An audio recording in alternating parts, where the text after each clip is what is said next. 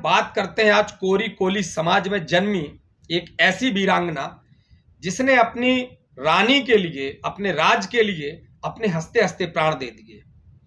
22 नवंबर 1830 को जनपद झांसी उत्तर प्रदेश के भोजला गांव में जन्मी सदोवा सिंह की वो पुत्री जिसने बचपन में अपनी मां को खो दिया। बचपन में जब वो जंगल में थी, तेंदुए ने उसको जब घेर लिया, उनके सामने तेंदुए ने हमला कर दिया, तो उस बच्ची ने बचपन में ही कुल्हाड़ी से उस तेंदुए का वध कर दिया। आगे चल के रानी लक्ष्मीबाई के एक वीर सिपाही तोपची पूरन कोली के साथ उनका विवाह होता है।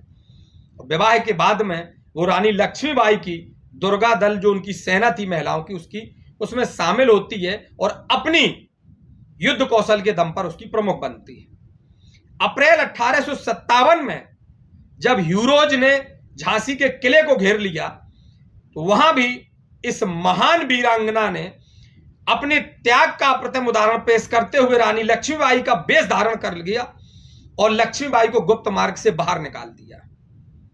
अंग्रेजों को चौंकाते हुए, उनको मूर्ख बनाते हुए जब अंग्रेजों के दल में कूद पड़ी, अंग्रेजों को मार काट मचा दी, लास्ट में जाकर के जब वो घिर गई घायल अवस्था में, जब ह्यूरोज ने पहले तो ये समझा कि हमने लक्ष्मीबाई को पकड़ लिया, लेकिन जब उसने पहचाना, जब करीब से देखा, ये तो लक्ष्मीबाई नहीं है, उस शेरनी से जब ह्यूरोज पूछता है कि अब बता हम तुम्हारे साथ क्या करें, तो शेरनी मुस्कुराते हुए कहती है कि मुझे फांसी दे दो।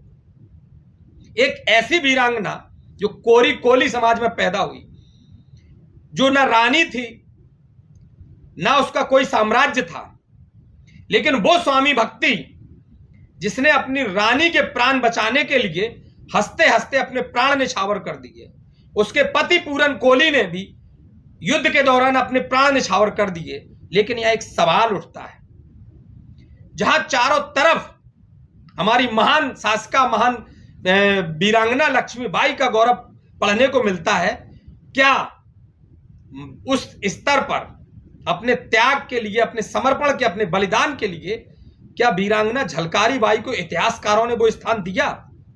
अगर नहीं, तो क्या हम इसे कलमकारों और इतिहासकारों का भेदभाव करना कह सकते हैं? खैर, जो भी हो, आइए हम सब मिलकर के महान वीरांगना को हृदय से नमन करें, विनम्र श्रद्धांजलि दें और लगातार ऐसे गुमनाम शहीदों को, जो दलितों और पिछड़ों के महानायक हुए, देश के गौरव हुए, उनको याद करते रहेंगे।